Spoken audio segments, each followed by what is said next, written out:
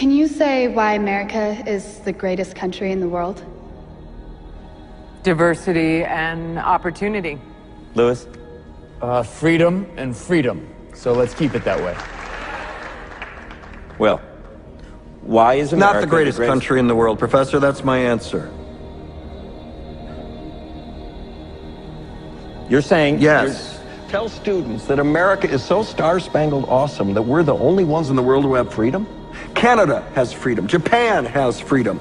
The UK, France, Italy, Germany, Spain, Australia, Belgium has freedom. So 207 sovereign states in the world, like 180 of them have freedom. All right. And yet you, sorority girl, just in case you accidentally wander into a voting booth one day, there's some things you should know. And one of them is, there is absolutely no evidence to support the statement that we're the greatest country in the world. We're 7th in literacy, 27th in math, 22nd in science, 49th in life expectancy, 178th in infant mortality, 3rd in median household income, number 4 in labor force, and number 4 in exports. We lead the world in only 3 categories: number of incarcerated citizens per capita, number of adults who believe angels are real, and defense spending, where we spend more than the next 26 countries combined, 25 of whom are allies. Now, none of this is the fault of a 20-year-old college student, but you nonetheless are, without a doubt, a member of the worst generation ever.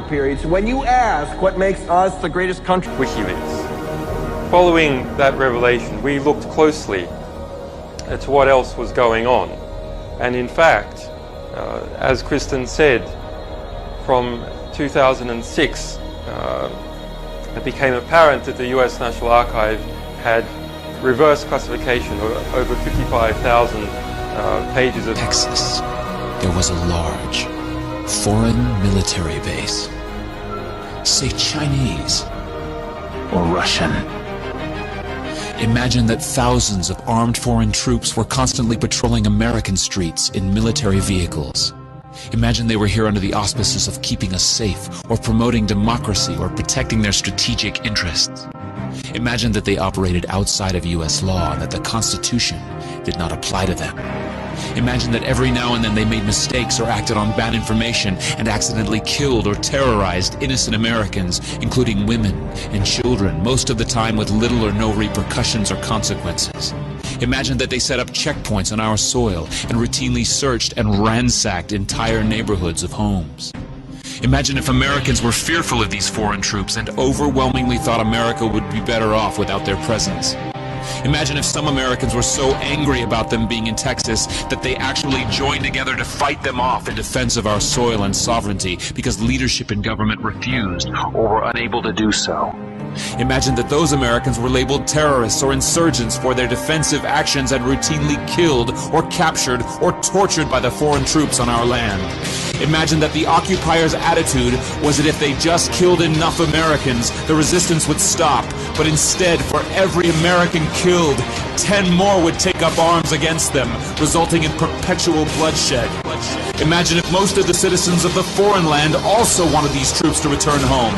Imagine if they elected a leader who promised to bring them home and put an end to this horror. Imagine if that leader changed his mind once he took office. The reality is that our military presence on foreign soil is as offensive to the people that live there as armed Chinese troops would be if they were stationed in Texas. Shutting down military bases and ceasing to deal with other nations with threats and violence is not isolationism. It is the opposite. Opening ourselves up to friendship, honest trade, and diplomacy is the foreign policy of peace and prosperity. It is the only foreign policy that will not bankrupt us in the short order, as our current actions most definitely